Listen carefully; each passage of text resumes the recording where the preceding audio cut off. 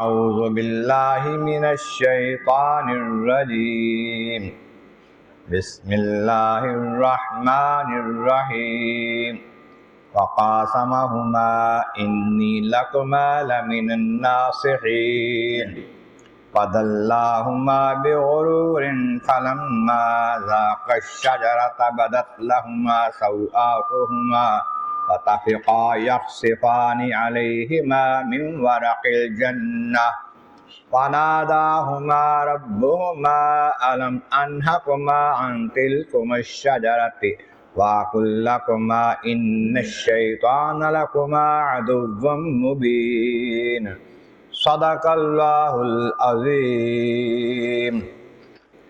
حمد و ثناء رب کریم اور درود و سلام بر سید خیر الانام کے بعد سورۃ الاعراف کی آیت نمبر 21 اور 22 تلاوت کی گئی ہیں، جو 8ویں پارے کے 9ویں رکوع میں ہیں۔ اس سے پہلی آیتوں میں فرمایا گیا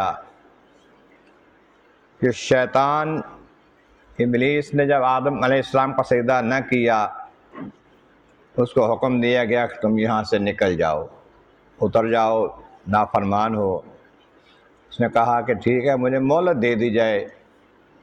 کہا ٹھیک ہے، تجھے مہلت دی قیامت تک، اور اب میں تمہارے بندوں کو گمراہ کروں گا، ان کا راستہ روکوں گا، ان کے راستے میں بیٹھوں گا، دائیں بائیں اوپر نیچے سب طرف سے ان کی طرف آؤں گا اور ان کو گمراہ کروں گا۔ فرمایا ٹھیک ہے، تو کر لینا جو کر سکے گا، تو اور تیرے ماننے والے سارے جہنم میں ڈالیں گے۔ پھر آدم علیہ السلام سے فرمایا کہ آدم، تم اور تمہاری زوجہ جنت میں رہو، وہاں سے جہاں سے جو چاہو کھاؤ پیو عیش کرو، لیکن اس درخت کے قریب نہ جانا ہے، خاص درخت جو ہے، ورنہ تم حد سے بڑھنے والوں میں ہو جاؤ گے۔ تو شیطان نے، ابلیس نے انہیں وسوسہ ڈالا، دل میں ان کے خیال ڈالا، تاکہ ان کو ان کی شرمگاہیں ظاہر کر دے جو کہ پردے میں تھیں۔ انہیں کہنے لگا میں تم سے بڑا ہوں نا، تم سے پہلے پیدا ہوں، میرا علم بھی بڑا ہے، تجربہ بھی بڑا ہے، تمہیں اس واسطے روکا ہے اللہ تعالیٰ نے ان درخت کے کھانے سے کہ کھاؤ گے تو فرشتے بن جاؤ گے، پھر ہمیشہ رہو گے، مرو گے نہیں۔ یہی نہیں کہا بلکہ فقاسمہما، ان دونوں کے سامنے قسم کھائی اللہ کی قسم کھا کے کہا کہ میں ٹھیک کہتا ہوں، تمہارا بھلا کرتا ہوں، انی لکما لمن الناصحین، میں تمہارا خیر خواہ ہوں، تمہاری بھلائی کر رہا ہوں۔ مسکین بن کے نا اس نے یہ اس طریقے سے قسم اٹھائی۔ آدم علیہ السلام نے خیال کیا کہ اللہ کی قسم تو کوئی نہیں جھوٹی کھا سکتا، اللہ کی قسم کھا رہا ہے، کیا تمہارا خیر خواہ ہوں، تمہارا بھلا کر رہا ہوں۔ انہوں نے وہ چکھ لیا کا جو کھانا تھا، فدلاہما بغرور، دھوکہ کر کے ان کو ان کے اصل مقام سے نیچے لے آیا۔ لما ذاق الشجرۃ بدت لہما سوآتہما، جب انہوں نے اس درخت سے چکھا تھوڑا سا، پیٹ بھر کے نہیں کھایا، ان کے شرم کی چیزیں ظاہر ہو گئیں۔ جو لباس تھا جنتی جو پوشیدہ کر رہا تھا ان کی سطر کو، وہ اتر گیا۔ جیسے میں نے عرض کیا کہ ایک روایت یہ ہے کہ نور کا لباس تھا جس نے جسم کو چھپایا ہوا تھا، وہ ہٹا دیا گیا، جنتی لباس۔ دوسری روایت یہ ہے کہ ناخن جو ہیں اس کا لباس سر جسم پر تھا۔ جب انہوں نے یہ چیز کھائی جس سے منع کیا گیا تھا، تو وہ ناخن سار جسم سے اتر گیا، صرف یہ ناخن انگلیوں کے رہ گیا، ہاتھوں کے پاؤں کے، تو باقی جسم ظاہر ہو گیا۔ اس سے پہلے پردے میں تھے، نہ اپنا سطر دیکھتے نہ دوسرے سامنے کا دیکھتے تھے اپنے ساتھی کا۔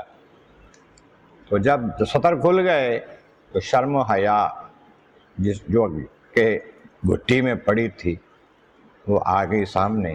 طفقا یخصفان علیہما من ورق الجنہ، پھر بھاگے جنت کے درختوں کے پتے لے کے نا، وہ اپنے اوپر لپیٹنے لگے اپنے جسم کو چھپانے کے لیے، کیونکہ آدم علیہ السلام قدرتی طور پر شرمیلے تھے، تو یہ شرم کی بات تھی کہ ہمارے اعضاء جسم کے شرم والے کھلے رہیں، پتوں سے چھپانے لگے۔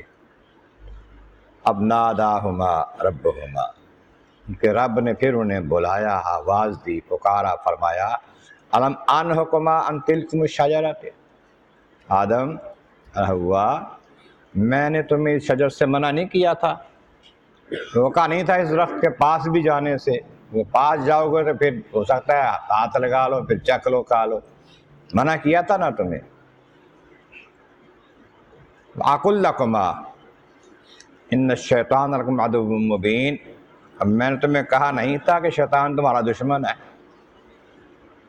تمہیں پہلے بتا دیا تھا کہ یہ تمہارا دشمن ہے، خیر خواہ نہیں ہے، قسمیں اٹھاتا ہے، نے اس کی قسموں کا اعتبار کر لیا، کہا کہ میں تمہارا بھلا کرتا ہوں، تمہارا خیر خواہ ہوں، لیکن حقیقت یہی ہے کہ وہ تمہارا دشمن ہے، اس نے دشمنی کیا تمہارے ساتھ، لیکن دھوکہ کر کے کی ہے، فریب دے کر دشمنی کی ہے۔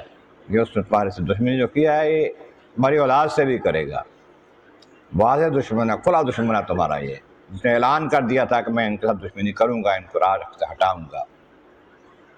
آدم علیہ السلام اور حوا اس پر شرمندہ ہوئے، شرمسار ہوئے، پھر عرض کرنے کے مولا ہم سے خطا ہوئی ہے۔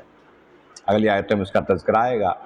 اللہ تبارک و تعالیٰ کی بارہ عالم اعظم والا کریم، محبوب کریم کا صدقہ قرآن کریم کا فہم اور اعمال صالح نصیب فرما۔